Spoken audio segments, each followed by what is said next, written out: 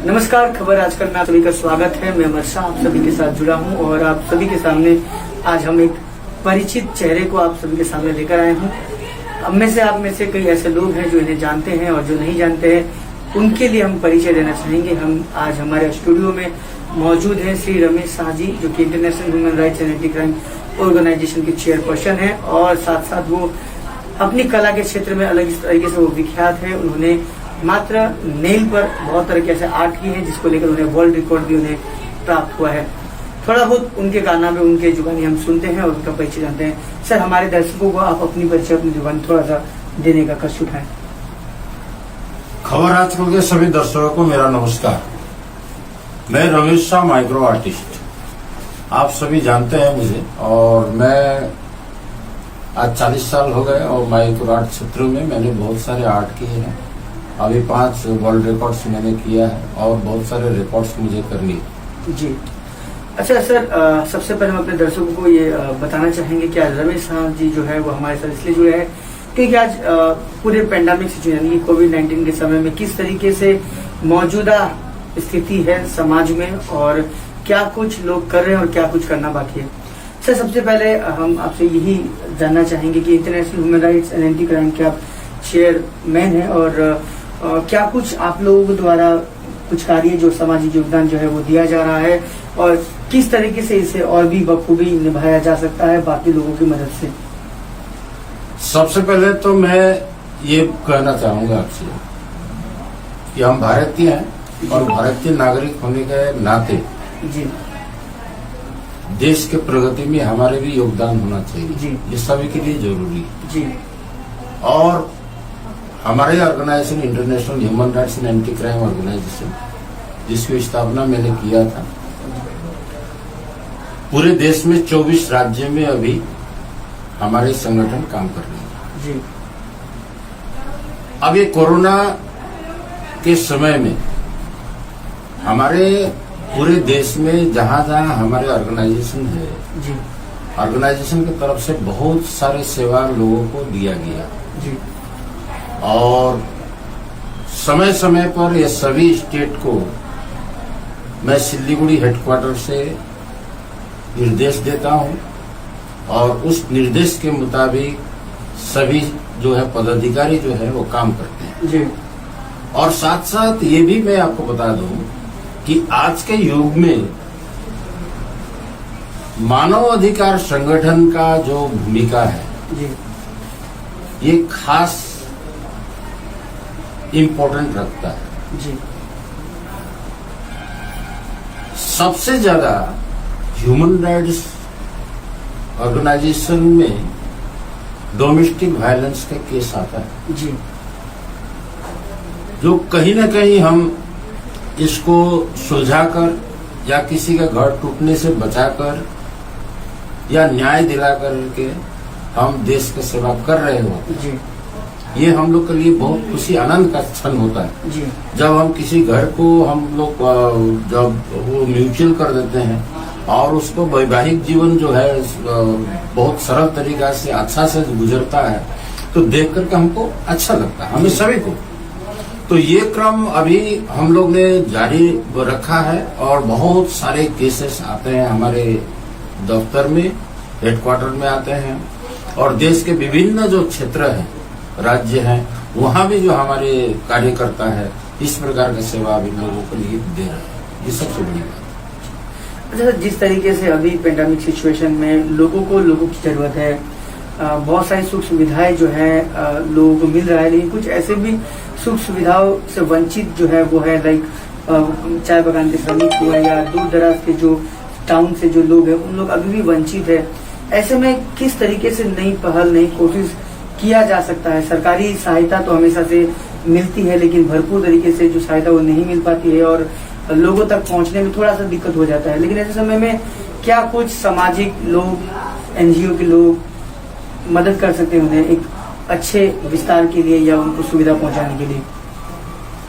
मैं आपको बता दूं कि भारत एक विशाल गणतंत्र देश है जी। 130 करोड़ जनता वाली ये देश में अगर हम ठीक से देखें तो गरीब तबके के लोग बहुत सारे लोग, जी ये कोविड-19 का जो समय है, इतने भयंकर जो महामारी जो फैल रहा है, अगर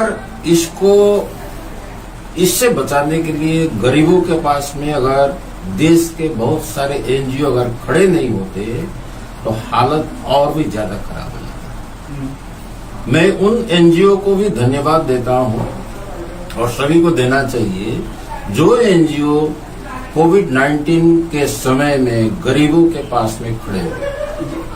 सरकार तो दूर के बात है, बहुत बाद में आई। राशन का बात मैं कहता हूं कि कुछ लोगों को अच्छा से राशन मिला तो कुछ कहीं पर कुछ गड़बड़ियां सामने आई। लेकिन मैं ये कहूंगा कि देखिए, ऐसे मौके पर राजनीति को दूर रखा जाना चाहिए और गरीबों का सेवा के लिए सभी को आगे आना चाहिए, राजनीतिक पार्टी हो या एनजीओ हो या कोई भी। अच्छा, क्या लगता है इस कोविड-19 के सिचुएशन में जिस तरीके से लोगों ने कई लोगों को मदद किया, समाज को मदद किया, ऐसे में राजनीति का भी एक तरह से इसमें सम्मेलन देखा गया। क्या लगता है सर, कोविड-19 में क्या राजनीति हुआ है? देखिए, ये प्रश्न देखिए, राजनीतिक ये समस्या पूरे इंडिया का नहीं है, पूरे वर्ल्ड में राजनीति की समस्या है। हर क्षेत्र में राजनीति का जो परिवेश जो है हो जाता है, प्रवेश होता है, राजनीतिक होता ही है।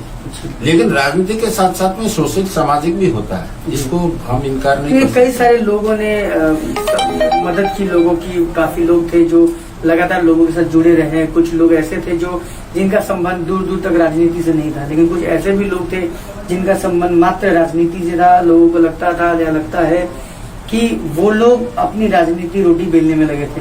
सर, आपको क्या लगता है, क्या कोविड-19 के साथ राजनीति का तालमेल बैठा है? मुझे ऐसा नहीं लगता है, लेकिन कुछ जगह पर राजनीतिक हुई है, इससे इनकार नहीं किया जा सकता है। लेकिन राजनीतिक हुई है, लेकिन राजनीति के साथ साथ में सामाजिक सेवा भी हुई है जी। इसको हम इनकार नहीं कर सकते हैं। और राजनीति करने वाले के लिए तो ये एक अच्छा मौका रहता है कि हम किसी न किसी एवज में हम अपना राजनीतिक क्षेत्र में हम अपना जगह बनाए। ये होता है, होना भी चाहिए जी।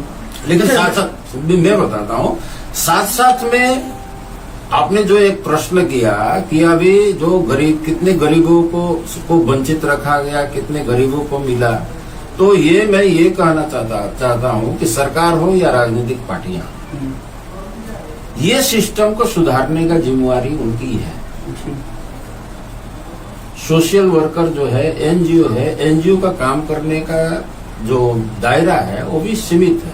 हम सीमित दायरे में ही काम कर सकते हैं, लेकिन सरकार का जो काम है, सरकार को ये सब क्षेत्र में देखना चाहिए। बगान एरिया का बात आपने कहा, बगान एरिया का ये कोविड-19 का जो महामारी चला, बस यहीं तक नहीं है, इससे पहले भी बगान एरिया में रहने वाले श्रमिक जो है उनकी हालत काफी दयनीय रही है, वंचित भी है। खाने पीने का भी अभाव है, दवा पानी का अभाव है, कपड़े का अभाव है, बहुत सारे समस्या है इन बगान में रहने वाले जो श्रमिक है उनके। तो सर, इस तरह की जब कोरोना जैसी महामारी आई तो इस समय उनके लिए और एक बड़ा चैलेंज उन गरीब तबके के लोगों को हुआ जो लोग श्रमिक वर्ग के हैं, चाय बगान से संबंध रखते हैं, क्योंकि पहले तो दयनीय अवस्था थी, कोविड आने के बाद अच्छे लोगों की हालत बिगड़ी। ऐसे में उनको किस रूप में देखा जाना चाहिए और कैसे उनकी मदद के लिए हर किसी को बढ़ चढ़ के आगे बढ़ना चाहिए? ये भी बहुत अच्छा सवाल उठाया आपने। ये जो अभी 7 साल में जो गवर्नमेंट केंद्र में जो सरकार है, गरीबों के लिए बहुत सारी योजनाएं उन्होंने तैयारी की, लाई। और राज्य सरकार भी अपने से पीछे नहीं है, राज्य सरकार ने भी बहुत सारी योजनाएं लागू की। तकलीफ ये बात का है, ये जो योजना है सही ढंग से जरूरतमंद लोगों के पास पहुंच रही है या नहीं पहुंच रही है जी। उसको समीक्षा करना सरकार की जिम्मेवारी है जी। बात यहीं तक खत्म नहीं होती जी। आप देखिए, सिलीगुड़ी में स्वास्थ्य विभाग के लिए बहुत सारे हम लोग ने भी आवाज उठाया। आज कोविड-19 का समय, बहुत सारे नर्सिंग होम जो है मनमानी कर रहे हैं, पैसा लूटा जा रहा है, गरीबों को ठगा जा रहा है, गरीब इलाज के बगैर मर रहे हैं। तो ये जो है इसको बंद होना चाहिए। जी बिल्कुल। सरकार का जिम्मेवारी है, हम जो नागरिक हैं भारत के नागरिक को स्वास्थ्य सेवा और शिक्षा और जो खाने पीने का जो संसाधन है इस पर जो है जरूरी तरीका से ध्यान देने की जरूरत है। स्वास्थ्य जो समस्या है अगर इसमें सुधार नहीं किया जाएगा तो नागरिक के लिए बहुत बुरा दिन। सर, जैसे कि इससे पहले भी आप लोगों ने मानव अधिकार के पक्ष को लेते हुए मानव के अधिकार के लिए आपने कई तरह के डेपुटेशन दिए थे हॉस्पिटल नर्सिंग होम के लिए, काफी कारगर साबित हुआ था। ममता बनर्जी ने भी उसके ऊपर कई तरह के बाद में सोच विचार करके राज्य सरकार ने एक कदम उठाया था। आज के दिनों में लगातार खबरें आ रही हैं कि कुछ न कुछ दिक्कतें बार बार लोगों को झेलना पड़ रहा है। कई तरह के नए मामले सामने आ रहे हैं जो हमने कभी सोचा और समझा भी नहीं था, लेकिन लगातार मामले आ रहे हैं। ऐसे में सर, एक मानव के अधिकार, जैसा मानव अधिकार से जुड़े हैं, मानव अधिकार की अगर हम बात करें, क्या कुछ विकल्प होना चाहिए लोगों के बीच जो लोग स्वास्थ्य विभाग की सेवा लेना चाहते हैं? मैंने पहले भी आपसे कहा, समस्याएं होती है, सरकार कानून बनाती है। जी। नर्सिंग होम क्षेत्र में भी यही हुआ। हम लोगों ने बहुत सारे आंदोलन किए, बहुत सारे डेपुटेशन दिए, सरकार को हम लोग ने कानों तक पहुंचाया, लेकिन सरकार ने भी, हमारे जो पश्चिम बंगाल सरकार ने भी कानून को बनाया, नर्सिंग होम स्वास्थ्य के लिए बहुत सारे कानून बनाया, लेकिन वो कानून का पालन होता है कि नहीं हो रहा है, उसको समीक्षा करने के लिए भी तो सरकार की जिम्मेवारी है। लेकिन ये तो नहीं हो रहा है ना जी। ये समीक्षा नहीं होने के कारण जो है आज में स्वास्थ्य जो सेवा की जो व्यवस्था है ये पूरी चरमरा गई है। और आपको मैं ये भी बता दूं कि सिलीगुड़ी में बहुत सारे नर्सिंग होम खुल रहे हैं जिनके पास में नर्सिंग होम चलाने के लिए सही कागजात नहीं है, सही संसाधन नहीं है। कई नर्सिंग होम तो दलालों को रखे हुए हैं। इस्लामपुर चोपड़ा से पेशेंट को वहां से जो है लेकर के जो वो नर्सिंग होम में डालते हैं, जान उनके खतरा है। बहुत सारे केसेस हमारे पास। बातें आप कैसे प्रकाश में ला सकते हैं, क्योंकि आपने कुछ ना कुछ देखा सोचा होगा। बिल्कुल मैंने जो देखा है, मैंने जो सोचा है और मेरा एक्सपीरियंस जो कहता है कि मैंने बहुत सारे रोगियों के लिए मैंने हेल्प किया और मैं आज भी कर रहा हूँ। ज्यादातर रोगी हमारे ऑफिस में टेलीफोन करते हैं, हॉस्पिटल के जो नर्सिंग होम है उनके जो बारे में बोलते हैं, हम लोग ने जाकर के उसको समाधान करते हैं। तो लेकिन सरकार का, मैंने पहले ही बोला, सरकार का इंक्वायरी करना चाहिए कि सिलीगुड़ी में कितने नर्सिंग होम है, सिलीगुड़ी का नर्सिंग होम में नर्सिंग होम चलाने के लिए कौन कौन संसाधन की जरूरत पड़ती है, वो है कि नहीं है, कागज पत्र सही है कि नहीं है, पेशेंट किस प्रकार से आते हैं, बिलिंग किस प्रकार से लिया जाता है। हम लोग ने तो ये भी मांग किया था कि आपको आईसीयू में सीसीटीवी का व्यवस्था होना चाहिए। एक नर्सिंग होम में जब आदमी जाता है 10,000 20,000 रुपया का एक ही दिन में दवा आती है, वो दवा 10,000 20,000 रुपया का दवा दूसरे दिन भी वही दवा लिखा जाता है, तीसरा दिन दूसरा दवा लिया। तो हम लोग को ये समझना है कि जब पेशेंट को जब छुट्टी दिया जाता है तो ज्यादा से ज्यादा दवाई तो होता है, तो ज्यादा एक्सेस हम अगर हम लोग कहें तो 2 से 3,000 रुपये का दवाई लिखता है और वो दवा लेकर के बोलते कि आप 1 महीना मिलेंगे। लेकिन आप वही नर्सिंग होम में जब भर्ती होता है तो उनका बिल में आता है कि 10,000 20,000 रुपये का दवा चला है, टेस्टिंग का अलग रहता है। ये बहुत सारे समस्या है। ये समस्या को तो समाधान करने के लिए, क्योंकि देखिए एक गरीब जो है बहुत दुख कष्ट से अपना जो है संपत्ति अपने बाल बच्चों के लिए जुगाड़ करके रखता है। वो धन संपत्ति एक छोटा सा बीमारी के लिए नर्सिंग होम के पास में जाने पर सारा संपत्ति उसका खत्म हो जाता है।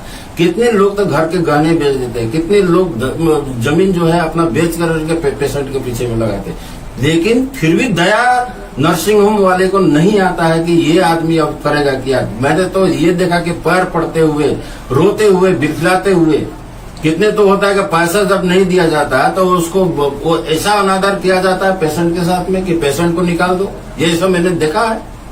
ट्रीटमेंट नहीं करेंगे आप, लेकर के जाओ आप।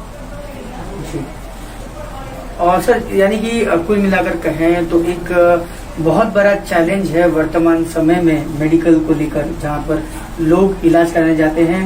पैसा है तो इलाज भरपूर है, पैसा नहीं है तो इलाज का कमी रह जाएगी। और साथ साथ आज के दिनों में बहुत तरह की धांधली जो है वो एक तरह से देखी जा रही है। तो हमारे साथ जुड़े थे श्री रमेश शाह जी। एक बात और आगे वो कुछ कहना चाहेंगे?